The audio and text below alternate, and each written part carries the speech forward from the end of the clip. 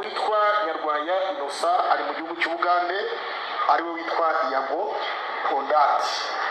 Avuga yuko mushobora kuba nk'umuvugizi w'urwego rw'ubugenzacyaha RIB ushobora kuba abatinya cyangwa se ngo mwamwangishije abanyarwanda, ariko kandi tukibaza tuti ese iyo umuntu ahamagawe na RIB yagezwaho icyaha yahamagawe cyangwa se kuba ari ukumwangisha abanyarwanda. Aha rero turagira ngo twebwe mudusobanurire nyirizina ese koko bavuga ko ashaka gutaha ariko akaba batinya nk'umuvugizi wa RIB kandi mwebwe mwamwangishije abanyarwanda. Icyo ni ikiganiro yasohoye kandi nakurikiranwa, abanyamakuru bari hano benshi nibwira ko nabo bari kukibaza ngo nibaza nabi hari icyo nibagiwe bo barabyongeraho. Ubu ngubu ushaka gutaha u Rwanda rurafunguye, amarembo rwose arafunguye,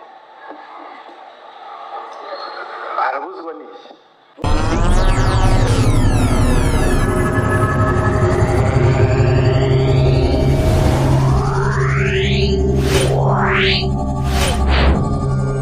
Yeah.